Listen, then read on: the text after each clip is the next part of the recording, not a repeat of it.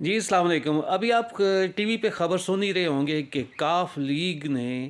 چودھری پرویز الہی سمیت پوری کاف لیگ نے پی ٹی آئی میں ضم ہونے کا اعلان کر دیا ہے، اور فواد چوہی صاحب لگے ہوئے ہیں اب سارے چینلز کے اوپر، جی کاف لیگ جو ہے ضم ہو گئی اور یہ پی ٹی آئی میں آج سے یہ پی ٹی آئی کا حصہ ہیں، اور چودھری پرویز الہی نے پوری اپنی پارٹی سمیت پی ٹی آئی میں شمولیت کا اعلان کر دیا ہے۔ آپ دیکھیں کہ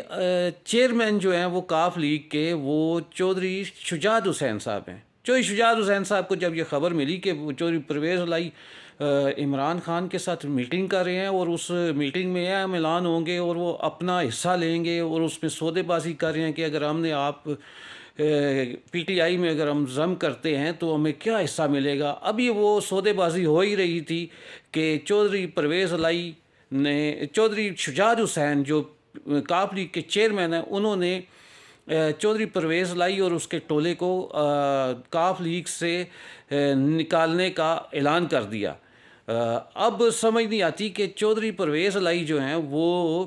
عمران خان سے کس چیز پہ سودے بازی کریں گے، کیونکہ اب وہ کاف لیگ کا نام تو استعمال نہیں کر سکتے اور خود وہ اب کاف لیگ کا حصہ نہیں رہے۔ اب یہ تو بالکل ویسے ہی ہے جیسے مسلم لیگ نون سے یا پیپلز پارٹی سے یا کسی بھی دوسری پارٹی سے کوئی دو تین بندے جو ہیں وہ پی ٹی آئی میں شامل ہوں تو پی ٹی آئی کی سوشل میڈیا اعلان کر دے جی کہ وہ پوری پارٹی جو ہے وہ پی ٹی آئی میں ضم ہو گئی ہے۔ اس طرح تو نہیں ہوتا، اور